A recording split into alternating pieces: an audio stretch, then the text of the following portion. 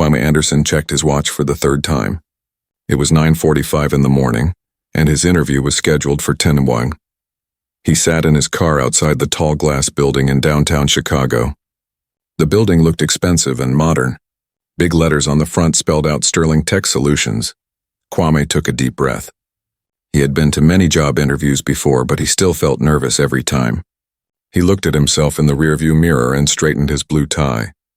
His dark suit was pressed perfectly. Everything had to be just right. He was a tall man, 35 years old, with dark skin and kind eyes.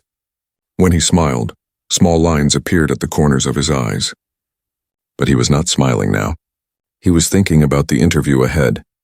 Kwame grabbed his leather briefcase from the passenger seat and stepped out of the car. The Chicago wind hit his face immediately. It was a cold October morning. He walked toward the building, his shoes clicking on the pavement. The position he was interviewing for was Senior Operations Director. It was a good job, an important job. Kwame knew he was qualified for it. More than qualified, actually. But he also knew that sometimes his qualifications did not matter as much as they should. He pushed through the revolving glass doors and entered the lobby. The inside of the building was even more impressive than the outside. The floor was made of white marble that shined like a mirror. A huge chandelier hung from the ceiling. Everything looked clean and expensive. Kwame walked to the reception desk. A young woman with blonde hair sat behind it, typing on her computer. "Good morning," Kwame said politely. "I have an interview at 10 o'clock. My name is Kwame Anderson." The receptionist looked up. Her smile was professional but cold. "Of course. Please sign in here." She pushed a tablet toward him. Kwame signed his name with the electronic pen. The receptionist made a phone call, speaking quietly into her headset. Then she pointed to a row of leather chairs near the window. "Someone will come get you shortly. You can wait over there." "Thank you," Kwame said. He walked to the waiting area and sat down. The waiting room was designed to impress people. The chairs were made of soft black leather. Glass tables held magazines with shiny covers. Modern art hung on the walls, the kind that cost a lot of money but nobody really understood. Through the tall windows, Kwame could see the city streets below, filled with cars and people rushing to work. He did not pick up any of the magazines. Instead, he thought about his career, about how he had come to this moment. His journey had not been easy, but it had been worth it. Kwame had grown up in Lagos, Nigeria. His parents were teachers who believed deeply in education. They had worked hard to give him and his two sisters the best schools they could afford. Kwame had always been smart, always curious about how things worked. He had excelled in mathematics and science. When he was 18, he had won a full scholarship to study in London. Imperial College London, one of the best universities in the world. He still remembered the day the acceptance letter arrived. His mother had cried with joy. His father had held the letter like it was made of gold. After London, he had studied at MIT in America. Then came the jobs, each one better than the last. He had worked his way up through different companies, proving himself again and again. 5 years ago, he had moved permanently to the United States. But even with all his education and experience, Kwame often felt like he had to work twice as hard to get half the recognition. His accent made people judge him before they even heard what he had to say. His skin color made some people assume things about him that were not true. He had faced it before. The subtle looks. The surprised reactions when he demonstrated his knowledge. The questions about whether he really had the experience listed on his resume. He had learned to stay calm, to stay professional, to let his work speak for itself. A door opened and Kwame looked up. A woman and a man walked into the waiting area. They both wore expensive suits and carried folders. The woman was in her late 30s with brown hair pulled back in a tight ponytail. Her face was angular and her eyes were sharp. She wore a gray suit with a white blouse and high heels that clicked on the marble floor.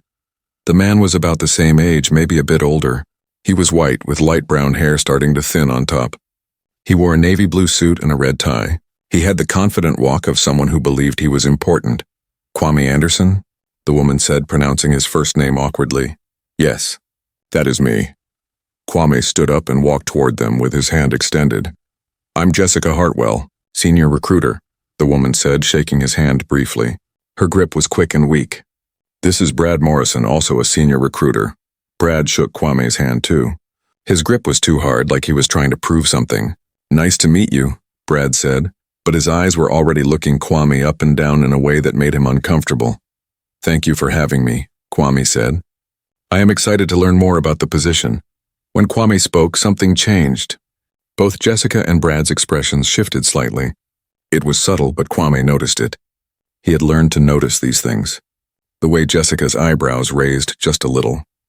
The way Brad's mouth curved into something that was almost a smirk.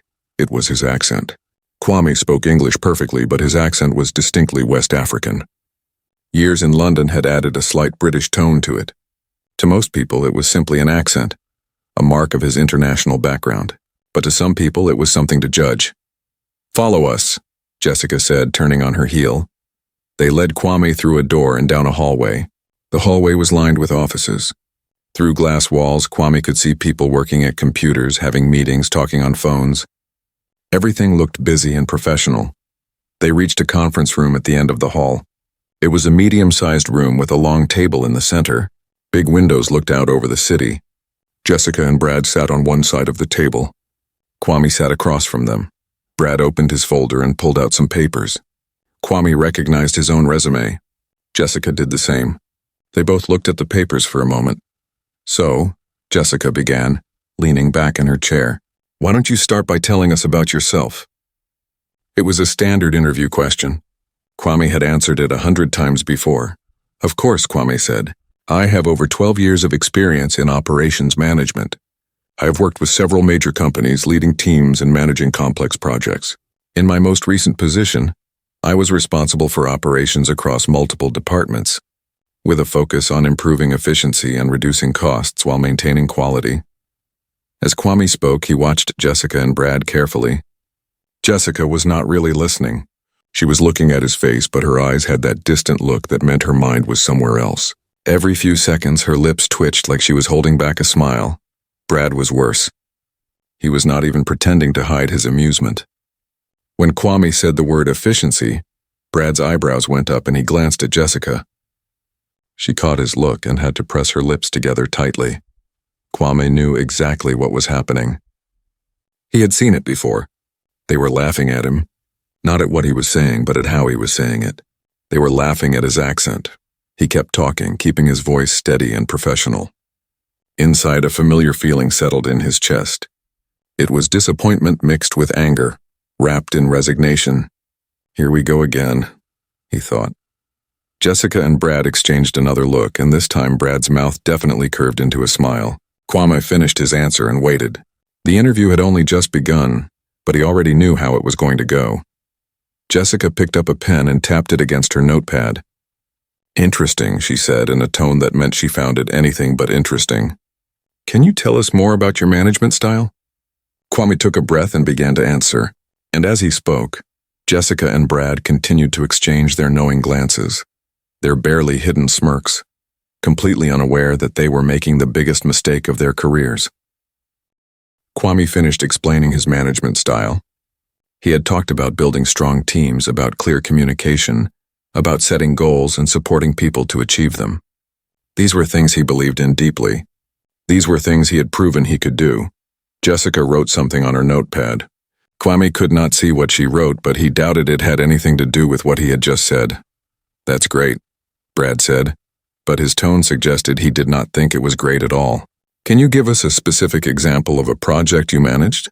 Walk us through it from start to finish." This was another standard interview question. Kwame was ready for it. "Certainly," he said. "In my previous role, I was asked to lead a project to reorganize our supply chain system. The company was losing money because of inefficiencies. Deliveries were late, inventory was not being managed properly, and customers were complaining." As Kwame spoke, Brad interrupted him. "Sorry, could you repeat that? The part about the... what was it?" "The supply chain," Kwame repeated clearly. "The system for managing supplies and deliveries." "Oh, right. Supply chain," Brad said, glancing at Jessica with a small smile. "Sorry, just wanted to make sure I understood. Continue." Kwame felt his jaw tighten slightly, but he kept his expression neutral. "I started by analyzing the existing system. I spent 2 weeks reviewing data, talking to the team members, and identifying the main problems. Then I developed a new process that would address these issues." "And how did you communicate this new process to your team?" Jessica asked. She emphasized the word communicate in a way that felt pointed. I held meetings with each department, Kwame explained. I created clear documentation that everyone could reference. I also set up a training program to make sure everyone understood the changes and felt comfortable with them. Documentation, Brad repeated slowly, as if the word was difficult. Could you say that word again? Documentation, Kwame said. His voice remained calm, but inside, his frustration was growing. Documentation, Brad said, breaking the word into syllables and exaggerating each one. Interesting pronunciation. Jessica covered her mouth with her hand, pretending to cough, but Kwame saw the smile she was hiding. This was not about clarity. This was mockery, plain and simple. Is my pronunciation unclear? Kwame asked directly, deciding to confront it. I am happy to repeat anything if needed. No, Jessica said quickly, waving her hand. It's fine. We just want to make sure we understand everything clearly. Communication is very important in this role. We work with clients who are very particular about these things. There it was. The suggestion that his accent would be a problem for clients. Kwame had heard versions of this excuse before. It was a way to discriminate while pretending to have legitimate concerns. I have worked with many clients from different industries, Kwame said. I have never received complaints about communication issues. In fact, I have often received positive feedback about my ability to explain complex ideas clearly. I'm sure, Brad said in a tone that meant he was not sure at all. But our clients here, they're used to a certain style. You understand? Kwame understood perfectly. He understood that these two people had already decided not to hire him the moment he opened his mouth. But he continued with the interview, because he was professional, and because some part of him always hoped he might be wrong. Tell us about a time you had to deal with a difficult team member, Jessica said. Moving to the next question, Kwame described a situation where he had to help a team member who was struggling with their performance. He explained how he had approached it with empathy, provided support and training, and helped the person improve. It was a good story, one that showed his leadership skills. But Jessica and Brad were not listening to the content. Brad was watching Kwame's mouth as he spoke, a look of barely contained amusement on his face. When Kwame used the word colleague, Brad let out a small laugh that he tried to turn into a cough. Sorry, Brad said, not sounding sorry at all. Something in my throat. You were saying? Kwame paused. He looked Brad directly in the eyes. I was explaining how I helped my colleague improve his performance. Your colleague, Brad repeated, emphasizing the word in a mocking way. He looked at Jessica. Did you catch all that? Jessica nodded, pressing her lips together. Yes, I got it. She made a note on her paper. Kwame was certain she was not writing anything about his leadership skills. The interview continued for another 20 minutes, but it felt much longer. Every answer Kwame gave was met with the same treatment. Brad would ask him to repeat words. Jessica would make comments about cultural fit and communication style. They would exchange glances and hidden smiles. At one point, Brad asked about Kwame's experience with budget management. Kwame explained that he had managed budgets of over $10 million, ensuring projects stayed within financial constraints while meeting objectives. 10 million, Brad said, his eyebrows shooting up. That's a lot of zeros. You're comfortable working with American currency, right? All those dollars and cents? The question was insulting. Kwame had a PhD in engineering and an MBA. He had worked for multinational corporations, but Brad was talking to him like he might not understand basic currency. Yes, Kwame said simply. I am very comfortable with financial management in any currency. Good, Brad said, making an exaggerated note on his paper. Just checking. Want to make sure there are no surprises. Jessica looked at her watch. I think we have most of what we need, she said. Do you have any questions for us? This was typically the part of an interview where the candidate could learn more about the company and the role. But Kwame already knew everything he needed to know about this place. Still, he asked a few professional questions. What would success look like in this role? What are the biggest challenges the department is facing? How does this position fit into the company's growth plans? Jessica and Brad gave vague, brief answers. They were clearly ready for the interview to end. They had already made up their minds. Finally, Jessica closed her folder. Well, thank you for coming in, Kwame. We have several other candidates to interview, We'll be making our decision within the next week or so. We'll be in touch." Her tone made it clear that they would not be in touch. This was the standard polite rejection. Kwame had heard it before. He stood up and shook both of their hands again. "Thank you for your time," he said. "I appreciate the opportunity to meet with you." "Of course," Brad said. "Best of luck with your job search." The way he said job search made it sound like Kwame must be desperate for any job, rather than someone carefully selecting the right opportunity. Jessica led Kwame back down the hallway to the lobby. She did not make small talk. When they reached the reception area, she gave him a quick, fake smile. "Someone will show you out," she said, then turned and walked away quickly, her heels clicking on the marble floor. Kwame did not need anyone to show him out. He knew the way. He walked through the lobby, past the expensive furniture and modern art, and pushed through the revolving door back into the cold Chicago air. He walked to his car slowly. His briefcase felt heavy in his hand. When he reached his car, he sat in the driver's seat but did not start the engine. He just sat there for a moment staring at the steering wheel.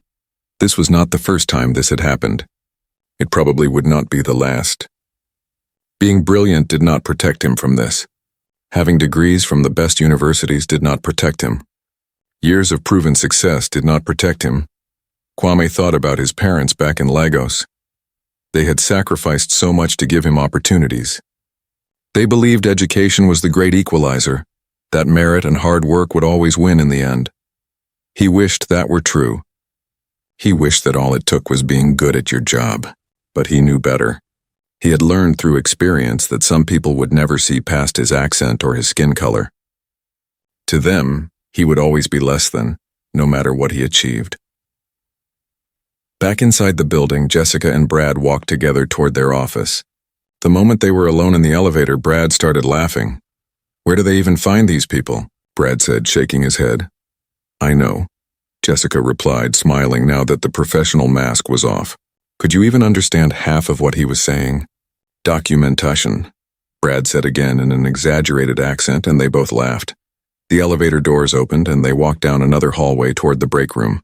Several other employees were there getting coffee and eating snacks. "How did your interview go?" someone asked. "Oh, it was interesting," Jessica said with a meaningful look. "Very interesting." Brad started to mimic Kwame's accent, repeating phrases from the interview in a cruel imitation. Several people in the break room looked uncomfortable, but a few laughed along. Sarah's face was tight with disapproval. She stood there for a moment, listening, making sure she understood what she was hearing. Then she quietly turned and walked back to her office. She sat at her desk and opened her computer. She began typing notes about what she had just witnessed. Sarah had suspected for a while that Jessica and Brad had biases in their hiring practices. She had noticed patterns in who they rejected and who they advanced. But this was the first time. Kwame sat in his car for another 10 minutes before finally starting the engine. He needed that time to calm down, to push the anger and hurt back into the familiar box where he kept these feelings. He had developed this skill over years. The ability to experience discrimination and then move forward anyway. The ability to be treated as less than he was and still maintain his dignity. It was exhausting, but it was necessary. As he drove away from the Sterling Tech Solutions building, his mind drifted back to his journey. How had he gotten here? Not just to this parking lot in Chicago, but to this point in his life. It had started in Lagos, in a small house in a crowded neighborhood. Kwame was the oldest of 3 children. His father taught mathematics at a local secondary school. His mother taught English at a primary school. They were not wealthy, but they valued education above everything else. Even as a small boy, Kwame had been curious. He would take apart his toys to see how they worked. He would ask endless questions about why things were the way they were. His parents encouraged this curiosity. When Kwame was 8 years old, his father brought home a broken radio from school. Instead of throwing it away, his father gave it to Kwame as a challenge. "See if you can fix it," his father had said. Kwame spent weeks working on that radio. He studied it, tested different approaches, failed many times, but eventually he got it working again. The moment sound came through the speaker. The whole family celebrated like he had won a prize. That was the beginning. From that point on, Kwame knew he wanted to understand how systems worked and how to make them better. He excelled in school.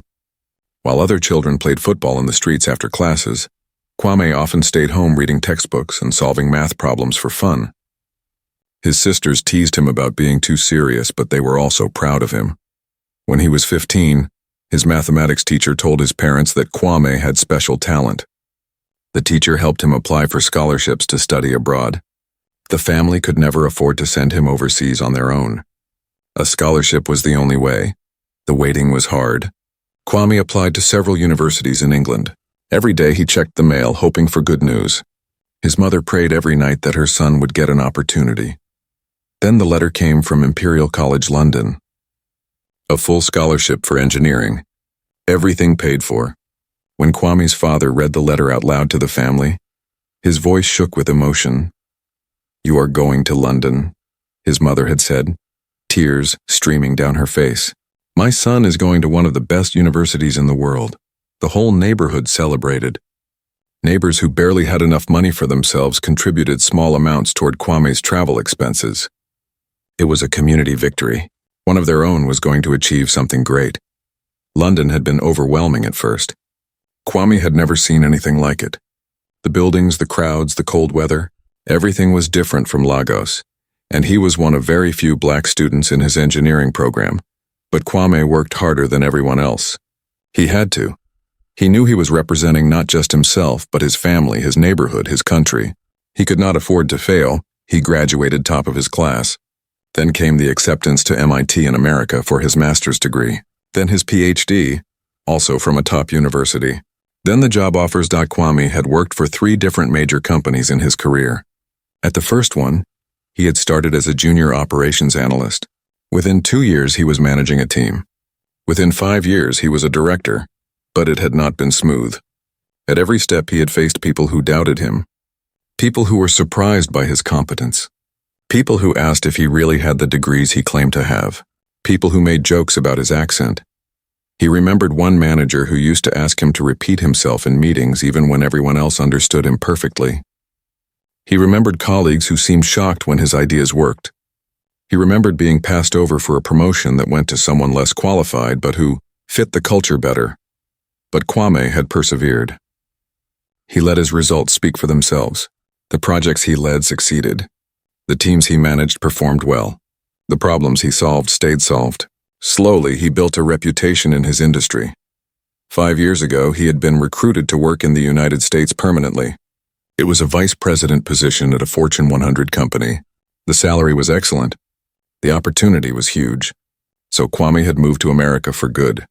In his last role, he had overseen operations worth over $500 million. He had managed departments with hundreds of employees. He had implemented systems that saved his company tens of millions of dollars every year.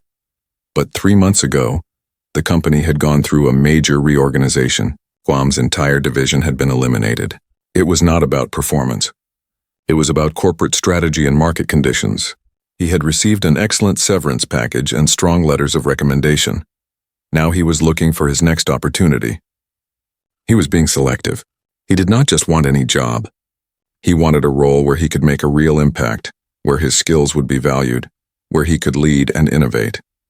That was why he had applied to Sterling Tech Solutions. On paper, it seemed perfect. The role matched his experience. The company was growing. The position offered real authority and the chance to build something, but clearly it was not meant to be. Kwame drove to a small coffee shop near his apartment. He ordered a black coffee and sat in a corner with his laptop. He needed to keep moving forward.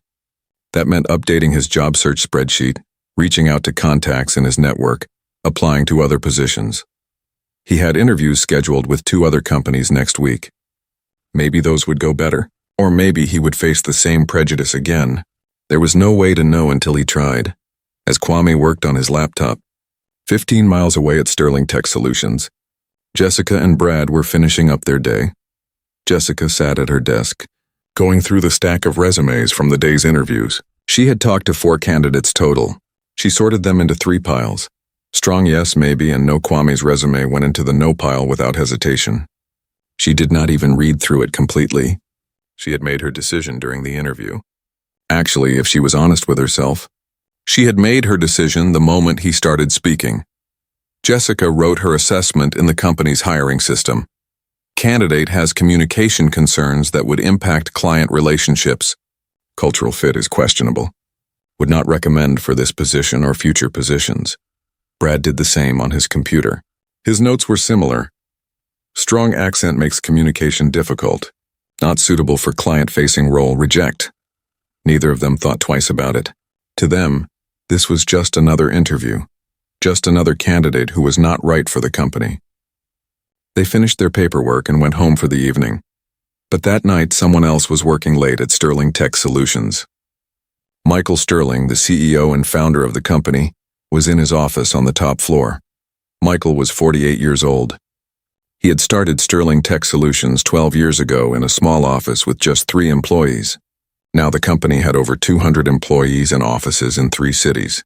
He was proud of what he had built, but success had brought new challenges. As the company grew, Michael found he had less direct contact with daily operations. He had hired managers to handle things like recruitment, finance, and operations. He trusted these managers to maintain the company's standards. Recently, though, Michael had been feeling disconnected. The company culture did not feel quite right anymore. He could not point to anything specific, just a sense that something was off. So tonight he had decided to do something he used to do when the company was smaller. He was going to personally review candidate files, not just the ones who were hired, but all of them. He wanted to see who was applying to his company and how his recruitment team was handling the process. Michael made himself a cup of coffee and settled in at his desk. He pulled up the hiring system on his computer and started reviewing files from the past week. He went through several candidates. Some were clearly not qualified. Others were decent but not quite right for the specific roles. The rejections made sense. The hiring notes from Jessica and Brad seemed reasonable. Then Michael opened a file that had been marked as rejected earlier that day. The candidate's name was Kwame Anderson. The position was Senior Operations Director. Michael read Jessica's notes. Communication concerns. Cultural fit questionable. Not recommended, Michael frowned. These were vague reasons. What specific communication concerns? What did cultural fit mean? He decided to look at the actual resume. What Michael saw made him sit up straighter in his chair. Education. PhD in Industrial Engineering from Imperial College London. Master of Business Administration from MIT. Bachelor of Engineering from Imperial College London. He kept reading. Previous employment. Senior Vice President of Operations at Tech Global Industries, a Fortune 100 company. Before that, Director of Operations at Innovate Corp. Before that, Operations Manager at Systems Plus. Michael recognized all 3 company names. These were major players in the industry. Tech Global Industries was one of the biggest technology companies in the world. He scrolled down to the achievements section. Led operational transformat. Michael Sterling did not sleep well that night. He kept thinking about Kwame Anderson's resume. He kept thinking about the careless rejection. He kept wondering what else he had missed while his company was growing. He arrived at the office at 7:30 the next morning, 30 minutes before the meeting he had scheduled. His assistant had confirmed that Jessica, Brad, and Sarah would all be there at 8 a.m. Michael used the extra time to prepare. He printed out Kwame's resume. He printed out the rejection notes from Jessica and Brad. He also printed several articles about Kwame that he had found online. He made another cup of coffee and reviewed everything one more time. The evidence was clear. This was not a case of differing opinions about a candidate's qualifications. This was discrimination, plain and simple. At exactly 8 a.m., there was a knock on Michael's door. "Come in," he called. Jessica entered first, followed by Brad and Sarah Chen. Jessica and Brad looked curious but not worried. They had no idea what this meeting was about. Sarah looked more cautious, like she suspected something serious was happening. "Good morning," Michael said.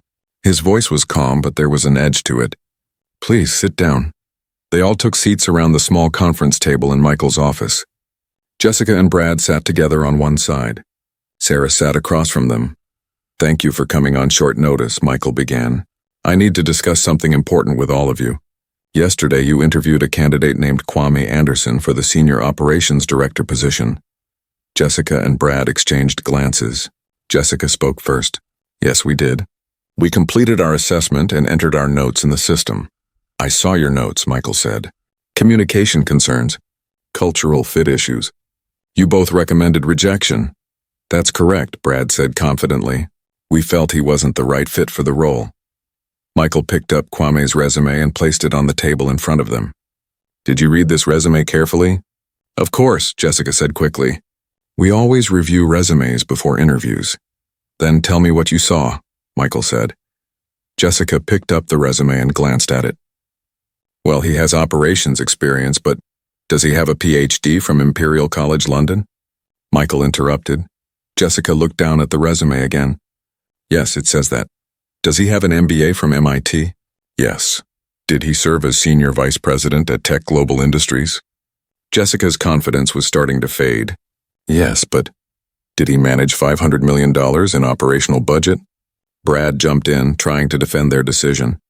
His qualifications on paper are fine, but in person there were clear communication issues. We have to consider whether candidates can effectively communicate with our clients. Michael's jaw tightened. What specific communication issues did you observe? His accent, Brad said.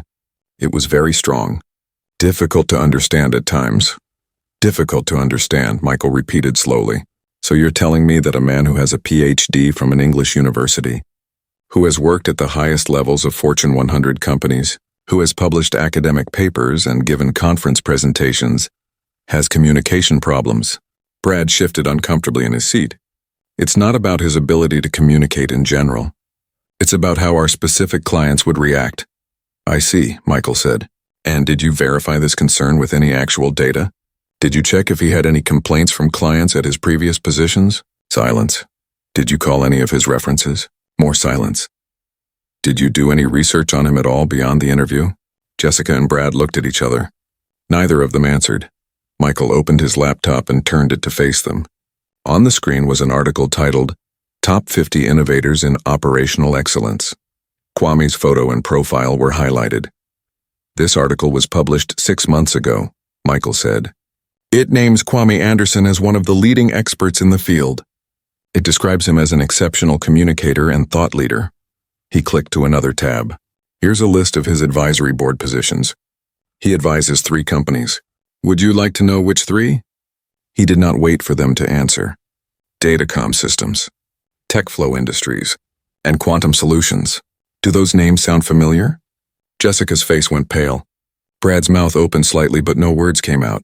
Those are 3 of our top 5 clients, Michael said, his voice hard now. This man, the one you rejected because of his accent, has direct influence over companies that provide millions of dollars in revenue to us. Sarah Chen, who had been quiet until now, spoke up. Mr. Sterling, there's something else you should know. Michael turned to her. Go ahead, Sarah. Sarah took a breath. Yesterday afternoon after the interview, I overheard Jessica and Brad in the break room. They were mocking Mr. Anderson's accent. They were imitating how he spoke and laughing about it. Several other employees were present. Jessica's eyes went wide. That's not, we were just, are you denying it? Sarah asked directly. Jessica closed her mouth. Brad looked down at his hands. Michael felt the anger he had been controlling start to rise. You mocked him.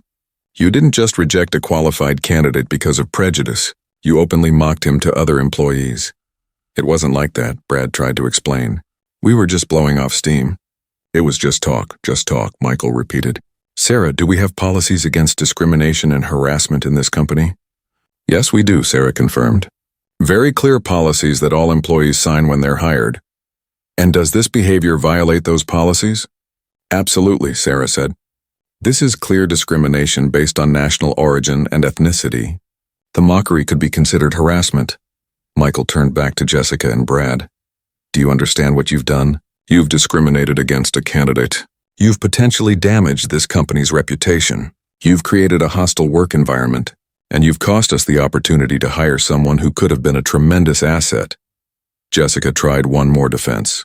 We made a judgment call based on our experience. We've hired many successful candidates before. Sometimes people just aren't right for the company culture. Company culture, Michael said, his voice rising slightly. If our company culture means rejecting brilliant people because of how they sound when they speak, then we have a serious problem. If our company culture includes mocking people behind their backs, then we have failed. He stood up and walked to the window, looking out over the city. He needed a moment to compose himself before he said something he would regret. After a long silence, he turned back to them. Jessica, Brad, you're both suspended effective immediately. Suspension with pay, pending a full investigation. Sarah, I want you to conduct a comprehensive review of all hiring decisions made in the past year. Look for patterns. See if this is an isolated incident or if there's a broader problem. Mr. Sterling, Brad said, his voice shaking now. I've worked here for 7 years. Your record includes discriminating against a candidate yesterday. Michael cut him off. Whatever else you've done doesn't erase that. We need time to investigate fully, Sarah said. But based on what I witnessed and what's documented in the hiring system, this is very serious. Michael nodded. I want a full report within 2 weeks. Interview other employees. Find out if anyone else has witnessed discriminatory behavior. Check all the candidates that have been rejected in the past year. He looked directly at Jessica and Brad. I started this company 12 years ago with 3 employees. I built it on the principle that talent and hard work matter most. What you did yesterday goes against everything this company is supposed to stand for. Jessica looked like she might cry. Brad's face was red, but Michael felt no sympathy.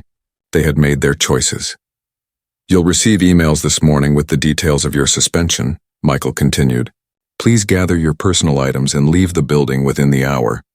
You won't have access to company systems during the investigation. This is overreacting, Brad said, a note of desperation in his voice. One interview, one candidate. It's never just one, Michael said firmly. Sarah heard you mocking him to other employees. How many other candidates have you treated this way? How many other talented people have we lost because of your prejudices? No one had an answer to that. We're done here, Michael said. Sarah, please stay. Jessica, Brad, you can go. Jessica and Brad stood up slowly. They looked shocked, like they could not believe this was happening. They walked to the door together. After they left, Sarah turned to Michael. That was the right call. I've been documenting concerns about their hiring practices for a few months now. I was building a case, but I hadn't brought it to you yet. Why not? Michael asked. Sarah hesitated. Honestly, I wasn't sure how you would react. I didn't know if you would take it seriously or if you would defend them because they've been with the company for a long time. Understood, Sarah said. Michael sat down heavily in his chair. Now I need to figure out how to fix this. First, I need to reach out to Kwame Anderson. I need to apologize for what happened. Do you think he'll be willing to talk to you? Sarah asked. I don't know, Michael admitted. If I were in his position, I might not want anything to do with this company. But I have to try. This isn't just about hiring him.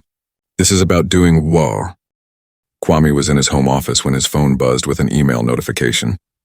He was working on applications for 2 other positions, trying to stay focused and positive despite yesterday's experience.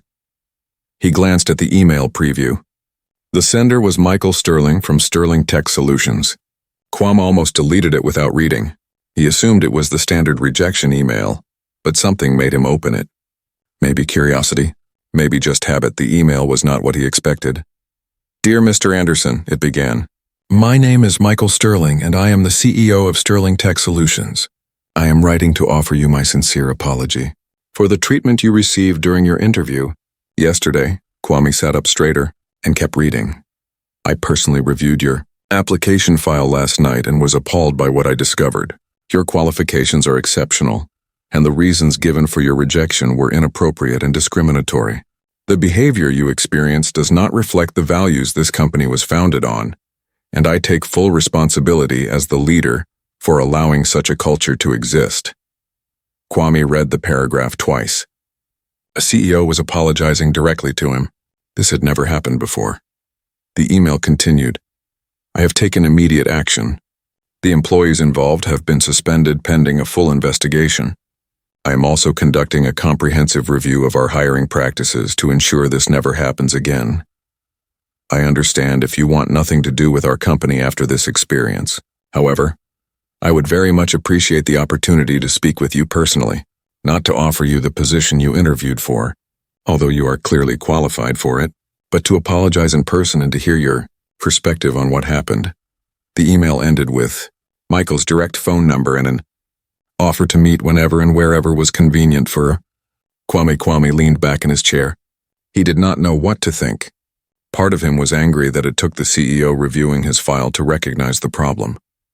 Why did someone have to be exceptional for discrimination to be taken seriously? What about all the qualified candidates who were not famous in their field? But another part of him was surprised and somewhat impressed. Most companies just sent standard rejection emails. Most CEOs never knew or cared about individual hiring decisions. Michael Sterling had noticed, had investigated, and had taken action. Kwame read the email one more time. Then he picked up his phone and dialed the number Michael had provided. Michael answered on the second ring. "This is Michael Sterling. Mr. Sterling, this is Kwame Anderson. I just received your email." There was a brief pause. "Mr. Anderson, thank you for calling. I honestly wasn't sure if you would." "I almost didn't," Kwame admitted. "I was surprised by your email." "I imagine you were," Michael said. "And I imagine you've experienced this kind of treatment before, which makes it even worse. I'm truly sorry for what happened." Kwame appreciated that Michael did not pretend this was an isolated incident. "Yes, I have experienced it before. Many times." "I can't change what happened yesterday," Michael said, "but I can tell you that I'm committed to changing this company. What I saw in your interview notes, what I heard about the behavior afterward, it's unacceptable. I should have been paying closer attention." "Why did you review my file?" Kwame asked. "Do you review all rejected candidates?" "I decided to start," Michael explained. "I've been feeling disconnected from the hiring process as the company has grown. So I decided to review files personally again, like I used to do when we were smaller. Yours was one of the first I looked at. And if you hadn't looked at it..." Michael was quiet for a moment. "Then you would have been rejected and I would have never known about it." "Which is exactly the problem. That's why I'm implementing changes immediately." Kwame could hear the sincerity in Michael's voice. This was not a corporate speech. This was someone genuinely troubled by what had happened. "You mentioned in your email that you wanted to meet," Kwame said. "What would be the purpose of that meeting?" "To apologize in person," Michael said immediately. "To hear your perspective, and if you're willing, to discuss how we can do better. Your experience and insight could help us fix the problems in our system." "You want my advice on your company's problems?" Kwame asked. There was no bitterness in his voice, just genuine surprise. "Yes," Michael said simply. "You've worked at the highest levels of major corporations. You've clearly faced discrimination multiple times and found ways to succeed despite it. I need to understand how to build a company where talented people are judged on their merit, not on their accent or appearance." Kwame thought about it. He was hesitant. Being involved with Sterling Tech Solutions felt risky, but he was also tired of walking away from these situations without trying to make things better. "All right," Kwame said finally. "I'll meet with you, but not at your office. Somewhere neutral." "Of course," Michael agreed immediately. "Wherever you're comfortable." They arranged to meet at a quiet coffee shop near Kwame's apartment the following afternoon. After they hung up, Kwame sat thinking about the conversation. He did not know if anything would truly change at Sterling Tech Solutions. He had seen companies promise change before and then do nothing. But at least Michael Sterling seemed willing to try. Meanwhile, back at Sterling Tech Solutions, word was spreading quickly about what had happened. Jessica and Brad had been escorted out of the building that morning. Employees were confused and concerned. Sarah Chen had begun her investigation. She sent out an email to all employees asking them to participate in confidential interviews about the company's hiring practices and workplace culture. By lunchtime, several employees had already reached out to Sarah privately. They had stories to share.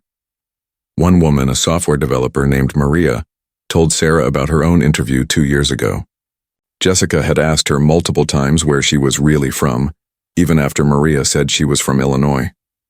Jessica had seemed disappointed that Maria's family was from Mexico, as if that somehow mattered for a technical position. Another employee, James, who was black, described how Brad had once commented that he spoke well for someone from his background. James had been so shocked that he had not known how to respond. He had just laughed it off, but it had bothered him ever since. A woman named Lisa described overhearing Brad making jokes about Asian names being too confusing when reviewing resumes. She had felt uncomfortable but had not reported it because Brad was senior to her and she was worried about her job. The stories kept coming. What Michael had thought might be an isolated incident was clearly a pattern. Jessica and Brad had been discriminating against candidates for years, and their behavior had created an environment where others felt they could not speak up. Sarah compiled all of this information into a report. The evidence was overwhelming. This was not just two people making one bad decision. This was systemic discrimination that had been allowed to continue because no one in leadership was paying attention. That evening, Sarah met with Michael in his office to share what she had found. She placed a thick folder on his desk. "I've interviewed 15 employees so far," Sarah said. "I have at least 10 more scheduled for tomorrow. Every single person I've talked to has either witnessed or experienced some form of discriminatory behavior from Jessica and Brad." Michael flipped through the folder. His face grew more troubled with each page. "How did I not see this?" "You trusted your managers," Sarah said, "and they were good at hiding it." The discrimination was often subtle. A comment here, a joke there. Candidates rejected for vague reasons like culture fit. It's hard to prove any single incident, but the pattern is clear. "What's the legal exposure here?" Michael asked. "Potentially significant," Sarah said honestly. "If any of the rejected candidates decide to file complaints or lawsuits, we could be in trouble. We have documented evidence of discriminatory practices, and now that we know about it, we have a legal obligation to address it thoroughly." Michael nodded. He had already consulted with the company's lawyer that morning. He knew this could get expensive and complicated. "I want to go beyond just legal compliance," Michael said. "I want to actually fix the culture." "What do we need to do?" Sarah had been thinking about this all day. "First, we need to complete this investigation and take appropriate action based on what we find.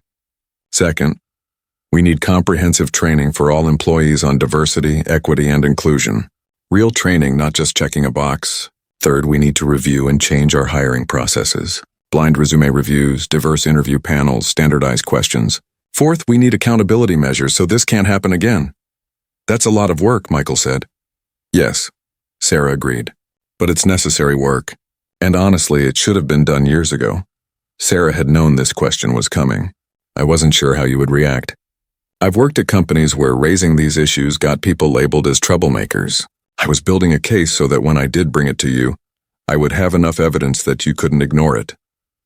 "I understand," Michael said. "But from now on, I need you to come to me immediately when you see problems like this. I can't fix what I don't know about." "I will," Sarah promised. After Sarah left, Michael sat alone with the report. He read through every interview, every story, every example of discrimination that had happened under. 6 months passed quickly. Kwame worked harder than he had ever worked before. The challenge of transforming Sterling Tech Solutions consumed him, but in a good way. Every day brought new problems to solve and new opportunities to make progress. The changes he implemented started showing results. The new blind resume review process meant that candidates were judged on qualifications, not names or backgrounds. The diverse interview panels caught biases that might have gone unnoticed before. In the first quarter under the new system, Sterling Tech interviewed 60% more diverse candidates than in the entire previous year. The quality of hires improved too. Managers reported that the structured interview process helped them identify truly skilled candidates rather than people who just interviewed well. But it was not all smooth. Some longtime employees struggled with the changes. A few quit, saying the company was becoming too politically correct. Kwame did not try to stop them. If people could not work in an inclusive environment, they were not right for Sterling Tech anymore. One morning, Michael called Kwame into his office. "I have some news," Michael said, smiling. "TechFlow Industries just signed a major contract with us, $3 million over 2 years. Kwame was pleased but surprised. TechFlow was one of the companies he had previously advised. "That's excellent. What made them choose us?" "You," Michael said simply. "Their CEO specifically asked if you were still with the company. When I said you were our Chief Diversity and Operations Officer, he said that gave him confidence in our direction. He wants to work with companies that take these issues seriously." Kwame sat back in his chair. His reputation had directly brought business to Sterling Tech. The same reputation that Jessica and Brad had dismissed as irrelevant. "That's not the only good news," Michael continued. 2 other clients have reached out asking about our diversity initiatives. They want to know how we did it. Apparently, word is spreading in the industry that Sterling Tech is changing its culture, and companies are interested. So doing the right thing is also good for business, Kwame observed. "Exactly," Michael said, "which is what I should have understood years ago." The following week, Kwame held his second company-wide meeting. The difference from the first one was striking. People seemed more relaxed, more engaged. The skeptical faces from 6 months ago now showed cautious optimism. Kwame showed slides with data. Employee satisfaction scores had increased by 25%. Turnover was down. Applications to open positions had tripled, and the quality of applicants had improved significantly. These numbers tell us we're moving in the right direction, Kwame explained. But numbers only tell part of the story. The real question is whether people feel like Sterling Tech is a better place to work. He invited employees to share their experiences. Several people spoke up. Maria, the software developer, went first. 6 months ago, I was seriously considering leaving. I loved my work but didn't feel valued. Now I'm on a project team that actually listens to my ideas. I have a mentor who is helping me advance my career. I feel like I belong here. James, the black employee who had been told he spoke well, shared next. I've worked at a lot of tech companies. Most of them talk about diversity but don't do anything real about it. Here I see actual change happening. It's not perfect, but it's real. A young woman named Sophie spoke about being a new hire. I interviewed at several companies before joining Sterling Tech. This was the only place where the interview felt fair and professional. Every candidate was treated the same way. That meant a lot to me. Not all the feedback was positive. One manager named Robert expressed frustration. The new processes take longer, he said. It used to be I could interview someone and make a quick decision. Now everything has multiple steps and multiple people involved. Kwame nodded.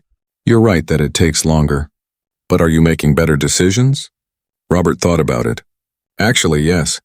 The last 3 people I hired have all worked out really well. Better than some of my previous hires. That's the point, Kwame said. We're not just trying to be more diverse. We're trying to build better teams. Sometimes that requires slowing down and being more thoughtful. After the meeting, Kwame returned to his office. He found Sarah Chen waiting for him with a big smile on her face. I have something to show you, Sarah said. She handed him a document. Remember how I've been tracking all our hiring data? Of course, Kwame said. Look at these numbers, Sarah pointed to the charts. In the past 6 months, we've hired 42% more women than in the previous 2 years combined. We've hired more people of color in 6 months than in the past 3 years. And look at this. Retention rates for diverse employees have improved by 35%. Kwame studied the numbers carefully. They were impressive, but he stayed cautious. This is good progress. But 6 months is still early. We need to sustain this over years to truly change the culture. I know, Sarah agreed. But this is the best start I've seen at any company I've worked for. And it's because you didn't just implement surface-level changes. You changed the actual systems. That afternoon, Kwame received an unexpected visitor. A young black man named David knocked on his office door. He was an intern in the marketing department. Mr. Anderson, do you have a few minutes? David asked nervously. Of course, come in. And please call me Kwame. David sat down, looking uncomfortable. I wanted to thank you. I'm graduating next month, and Sterling Tech just offered me a full-time position. Congratulations, Kwame said warmly. But why are you thanking me? Because 6 months ago I don't think I would have gotten this offer, David said. I'm good at my work, but I've always struggled with interviews. I get nervous, and sometimes my words come out wrong. Under the old system, that probably would have eliminated me. But under the new system? Kwame prompted. Under the new system, I was evaluated on my actual work. The structured interview focused on my skills and experience, not on whether I gave smooth answers.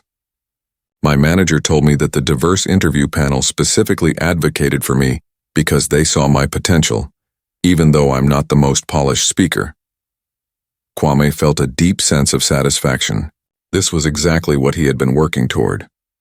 Not just changing numbers, but changing individual lives and careers. You earned that job offer through your work, Kwame told David. The new system just made sure you had a fair chance to show what you could do. Still, David said, you created that system, and I wanted you to know it matters. It matters to people like me. After David left, Kwame sat quietly for a moment. He thought about his own journey. The struggles, the discrimination, the times he had almost given up. If he had given up, he would not be here now, making a difference in other people's lives. He thought about the interview with Jessica and Brad that had started all of this. At the time, it had felt like just another painful experience in a long line of them, but it had led to something unexpected. It had led to transformation. That evening, Michael invited Kwame to join him for dinner. They went to a quiet restaurant and talked about the past 6 months and the future. "I've been thinking," Michael said. "We should share what we've learned with other companies. Write about it, speak at conferences. Our story could help others." "Our story?" Kwame asked. "Yes," Michael said. "The story of how one terrible interview led to a company transformation. How facing our failures made us better. I think other companies could learn from this." Kwame considered it. "As long as we're honest about the challenges. This wasn't easy and it's not finished. Culture change takes years." "Agreed," Michael said. "But we can show that it's possible, that it's worth doing, and that it makes companies better, not just morally, but practically." They talked late into the evening about their vision for Sterling Tech's future: more inclusive hiring, better mentorship programs, leadership development for employees from all backgrounds, partnerships with schools and organizations that served underrepresented communities. When Kwame finally got home that night, he felt tired but fulfilled. He sat on his couch and thought about everything that had happened. 6 months ago, he had been sitting in his car outside this very building, processing the hurt of being discriminated against. Today, he had an office in that building and the power to prevent that hurt from happening to others. His phone buzzed with a message. It was from his mother in Lagos. She sent messages every week, always proud of her son. "Your father and I are so proud of you," the message read. "Not just for your success, but for using your success to help others. That is the true meaning of achievement." He thought about David, the intern who would now have a full-time job. He thought about Maria, who no longer wanted to quit. He thought about all the talented people who would now get fair chances at Sterling Tech Solutions. The work was not done. There would be more challenges ahead. Some initiatives would fail. Some people would continue to resist. Progress would be uneven and sometimes frustrating, but the direction was clear. Sterling Tech Solutions was becoming the kind of company Kwame wished had existed throughout his career. A company where talent was recognized regardless of accent or appearance. A company where different backgrounds were valued, not just tolerated. A company. For 2 weeks, Kwame thought about Michael's offer. He made lists of pros and cons. He talked to mentors and friends. He researched Sterling Tech Solutions thoroughly, reading employee reviews and financial reports. The risk was clear. If he joined the company and the changes failed, it would reflect badly on him. People might say he could not handle the job, or worse, they might use him as an example that diversity initiatives do not work. But the opportunity was also clear. He would have real authority to make changes. He would be reporting directly to the CEO. And Michael seemed genuinely committed to transformation, not just to looking good. On the 14th day after their meeting, Kwame made his decision. He called Michael. "I'll accept your offer," Kwame said, "but I have conditions." "Tell me," Michael said immediately. "First, I need full authority over hiring practices. No exceptions. No one can override my decisions about recruitment and selection processes." "Agreed." "Second, I need a guaranteed budget for training and development programs. Real money, not whatever is left over at the end of the year." "How much do you need?" Kwame named a figure. It was substantial but not unreasonable for a company of Sterling Tech's size. "Done," Michael said without hesitation. "Third, I need direct access to you. No going through layers of management. If I see a problem, I need to be able to bring it to you immediately. You'll have my direct number," Michael promised. "Fourth, I need measurable goals and public accountability. We track diversity metrics, we publish them internally, and we hold managers accountable for meeting targets." "I'm okay with that," Michael said. "Anything else?" "Yes," Kwame said. "If at any point I believe you're not truly committed to these changes, if I think this is just for show, I walk away. And I'll be public about why I'm leaving." There was a pause. Then Michael spoke, his voice serious. "That's fair. I wouldn't expect anything less. When can you start?" They agreed on a start date 3 weeks away. That would give Kwame time to finish up consulting projects and give Michael time to prepare the company for the announcement. The investigation into Jessica and Brad had concluded. Sarah's report documented years of discriminatory behavior.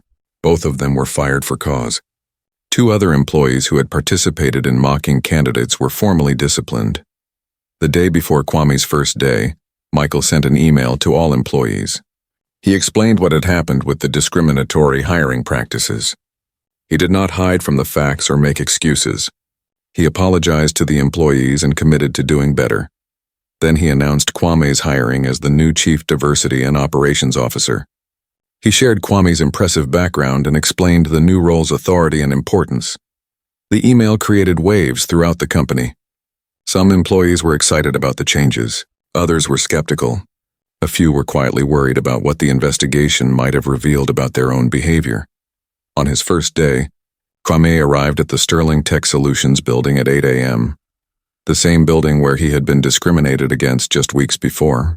But this time he was walking in as a senior executive with the power to change things. Michael met him in the lobby personally. "Welcome to Sterling Tech," Michael said, shaking his hand. "Ready for this?" "Ready," Kwame said. They went up to the executive floor. Kwame's office was large with windows overlooking the city. It was next to Michael's office, a physical symbol of his access to the CEO. But Kwame did not spend much time looking at his office. He had work to do. His first meeting was with Sarah Chen. They went through the investigation report together in detail. Sarah had identified several specific problems in the hiring process and company culture. "The good news," Sarah said, "is that most employees want things to change. They're tired of the toxic behavior. They want to work somewhere they can be proud of." "And the bad news?" Kwame asked. "The bad news is that changing culture is hard. Some people will resist. Some will say we're going too far. Some will quietly continue their old behaviors and hope no one notices. Then we'll have to make sure people notice," Kwame said. Over the next week, Kwame implemented his first changes. He started with the hiring process exactly as he had told Michael he would. All resumes would now go through a blind review process. Names, photos, and university names were removed before recruiters saw them. Candidates were evaluated only on their actual qualifications and experience. Interview questions were standardized. Every candidate for a position would be asked the same questions in the same order. Answers would be scored against clear criteria. Interview panels had to include at least 3 people from different backgrounds and different departments. No single person could make a hiring decision alone. These changes were not popular with everyone. Some recruiters complained that the new process was too rigid, that it did not allow them to use their judgment and experience. Kwame listened to their concerns but did not back down. "Your judgment is exactly what got us into this problem," he said firmly but professionally. "We're implementing systems that reduce bias. That's not negotiable." He also started mandatory training for all employees, not the usual boring compliance training that everyone slept through. He brought in experts who facilitated real discussions about bias, privilege, and inclusion. The training made some people uncomfortable. That was the point. Kwame believed that real change required people to examine their own biases and assumptions. In one training session, a manager named Tom raised his hand. "I feel like we're being told that we're all racist. I've never discriminated against anyone." Kwame addressed him directly. "This isn't about calling anyone racist. It's about recognizing that we all have biases, often unconscious ones. The question isn't whether you have biases. The question is whether you're willing to recognize them and work to overcome them." Tom looked skeptical but nodded. After 3 weeks, Kwame called a company-wide meeting. Everyone gathered in the large conference room. Some people attended virtually from other offices. Kwame stood at the front of the room. He could feel everyone's eyes on him. Some were curious. Some were supportive. Some were clearly waiting for him to fail. "3 weeks ago, I joined this company," Kwame began. "Many of you know why. I was discriminated against during an interview here. 2 recruiters rejected me because of my accent. They mocked me behind my back." The room was completely silent. I could have walked away and never thought about Sterling Tech again, but I didn't. I chose to come here because I believe in the possibility of change, because Michael Sterling convinced me that he was serious about building something better. Kwame paused and looked around the room. "But I can't do this alone. Change requires all of us. It requires you to examine your own behaviors and biases. It requires you to speak up when you see problems. It requires you to support colleagues from all backgrounds." He pulled up a slide showing the company's current diversity statistics. They were not good. The company was 78% white, 71% male in technical roles, and had almost no people of color in leadership positions. "These numbers tell a story," Kwame said. "They tell a story of missed opportunities and excluded talent." Over the next year, we're going to change this story. He showed the next slide with specific goals. Increase diverse hiring by 40%. Create mentorship programs for employees from underrepresented backgrounds. Ensure that promotion rates are equitable across all groups. Implement regular culture surveys to track progress.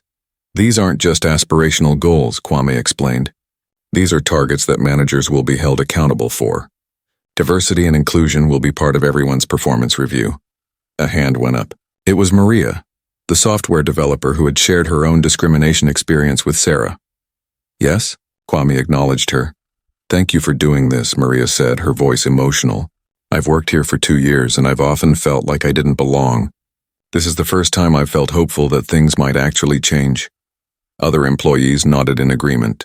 Kwame saw several people who looked relieved that someone was finally addressing problems they had witnessed or experienced, but he also saw some skeptical faces. Change was hard, and not everyone would embrace it quickly. After the meeting, employees came up to talk to Kwame. Some shared their own stories of discrimination or exclusion. Others thanked him for taking on this challenge. A few expressed concerns about the changes but promised to try. That evening, Kwame sat in his office reviewing the day. It had been intense but productive.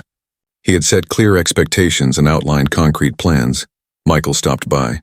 How do you feel about your first few weeks? Exhausted, Kwame admitted. But good. We're making progress. The response to your presentation was mostly positive, Michael said. But I heard some grumbling too. Change always creates resistance, Kwame said. The question is whether we let that resistance stop us or whether we push through it. After Michael left, Kwame looked out his office window at the Chicago skyline. The sun was setting, casting orange and pink light across the buildings. He thought about how different things were from just a month ago. Then he had been a candidate sitting in the waiting room downstairs, about to face discrimination. Now he was an executive with the power to make sure that never happened to anyone else. The work ahead was enormous. Changing company culture took years. The coffee shop was called Morning Grounds. It was a small, quiet place with comfortable chairs and good coffee. Kwame arrived 5 minutes early and ordered a black coffee. He chose a table in the corner away from the windows. He was nervous, though he tried not to show it. This meeting felt important, though he was not entirely sure why. Maybe because it was rare for someone in power to actually listen. Maybe because part of him hoped something good could come from the terrible interview experience. Michael Sterling arrived exactly on time. Kwame recognized him from the company website. Michael was a white man in his late 40s with graying hair and tired eyes. He wore jeans and a casual button-down shirt, not the expensive suit Kwame had expected. Michael spotted Kwame and walked over. Mr. Anderson? Yes, Kwame stood and shook his hand. Please call me Kwame. Thank you for meeting with me, Kwame. I'm Michael. He gestured to the counter. Let me get some coffee and I'll be right back. While Michael ordered, Kwame studied him. Michael looked genuinely nervous. His shoulders were tense. He kept running his hand through his hair. This was not the confident CEO Kwame had imagined. This was someone who knew he had made mistakes and did not know how to fix them. Michael returned with his coffee and sat down across from Kwame. For a moment, neither of them spoke. Finally, Michael broke the silence. I don't really know how to start this conversation. I've been the CEO of my company for 12 years, and I thought I knew what was happening under my leadership. But I was wrong. Kwame nodded but said nothing, waiting for Michael to continue. I owe you an apology, Michael said, looking directly at Kwame. Not just for what Jessica and Brad did, but for creating an environment where that kind of behavior was possible. I should have been paying closer attention. Your email already apologized, Kwame said calmly. What else did you want from this meeting? Michael took a sip of his coffee, gathering his thoughts. I want to understand. You have an incredible career. You've succeeded at the highest levels despite facing discrimination. How do you do it? How do you keep going when people treat you the way you were treated at my company? Kwame was surprised by the question. Most people never asked about the toll discrimination took. They just expected you to keep being strong. I keep going because I don't have a choice, Kwame said honestly.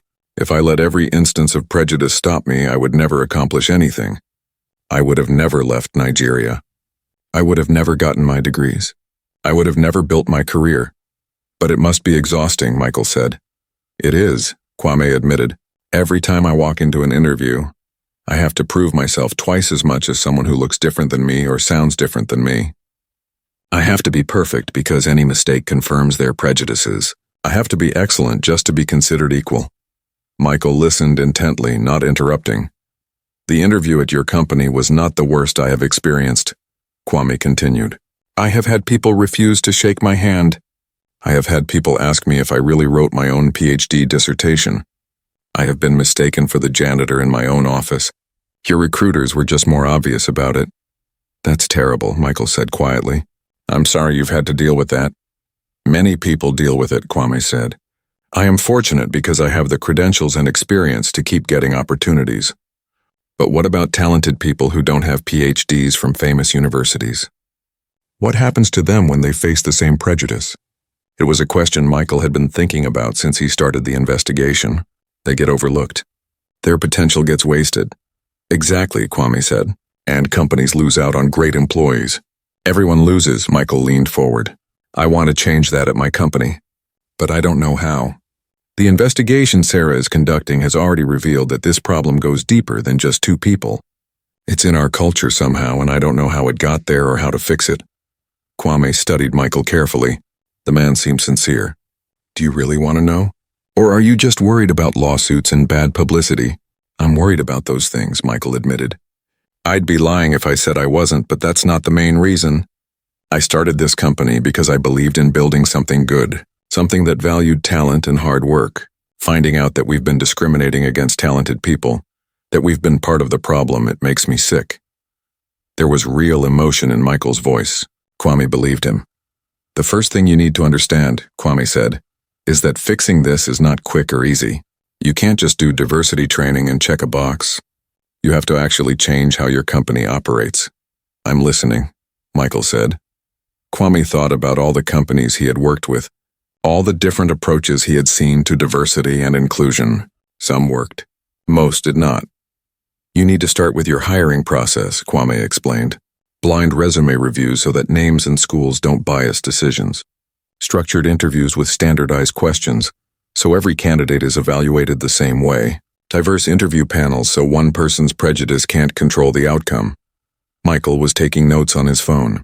What else? You need accountability, Kwame continued. Track your hiring data. Look at who gets interviewed, who gets rejected, and why. Look for patterns. And when you find evidence of bias, you have to act on it immediately, like you did with Jessica and Brad. Sarah is already starting that analysis, Michael said. Good. But hiring is just the beginning. What happens after people are hired? Are there mentorship programs? Are promotions fair? Do people from different backgrounds have equal opportunities to advance? Michael looked troubled. I don't know the answer to those questions. Then you need to find out, Kwame said firmly but not unkindly. You also need to create an environment where people feel safe reporting problems. From what Sarah told me, employees had witnessed discriminatory behavior but were afraid to speak up. How do I change that? By showing that you take it seriously, Kwame said. By protecting people who report issues instead of punishing them.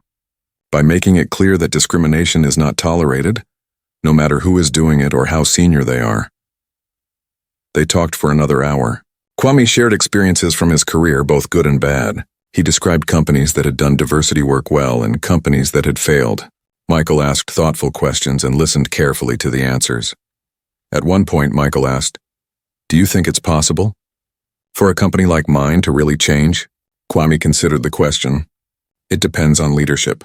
If you are truly committed, if you are willing to do the hard work and make difficult decisions, then yes, it's possible. But you cannot just talk about change. You have to actually do it. I want to do it, Michael said. But I'm going to need help. I don't have your experience or perspective. I don't know what I don't know. Kwame sensed where this was going. Are you offering me a job? Michael hesitated. Not the job you originally interviewed for. Something different. I need someone who can help transform this company. Someone who understands operations but also understands the cultural changes we need to make. You want me to work for a company that discriminated against me? Kwame asked. The question was not angry, just direct. I know how that sounds, Michael said. And I understand if the answer is no. But think about the impact you could have. You could help make sure what happened to you never happens to anyone else at Sterling Tech. You could build something better. Kwame was quiet for a long moment. Part of him wanted to walk away and never think about Sterling Tech Solutions again, but another part of him was intrigued by the challenge. How often did someone get the opportunity to actually change a company from the inside? What exactly are you proposing? Kwame asked. A new position, Michael said. Chief Diversity and Operations Officer. You would have authority over both our operational efficiency and our diversity initiatives. Real power to make changes, not just an advisory role. That's an unusual combination of responsibilities, Kwame observed. I know, Michael said, but I think they're connected. Diverse teams make better decisions. Inclusive cultures attract better talent. Operational excellence and diversity excellence go together. Kwame had never heard a CEO talk about diversity this way before. Usually it was treated as a separate issue, a checkbox, a PR concern. Michael seemed to understand that it was fundamental to how a company operated. I need time to think about it, Kwame said finally. This is not a decision I can make quickly. Of course, Michael said immediately. Take whatever time you need. I just want you to know that the offer is sincere. And even if you decide not to join us, I'm grateful for this conversation. You've given me a lot to think about. They finished their coffees and stood up. Michael extended his hand again. Thank you for meeting with me, Kwame, and for being honest about your experiences. That took courage. As Kwame walked to his car, his mind was full of thoughts. He had not expected this meeting to go the way it did. He had expected corporate apologies and empty promises. Instead, he had found something different. He had found a leader who seemed genuinely willing to change. The question was whether Michael would actually follow through. Talk was easy. Action was hard. Kwame decided he would think about the offer seriously. Not because he needed the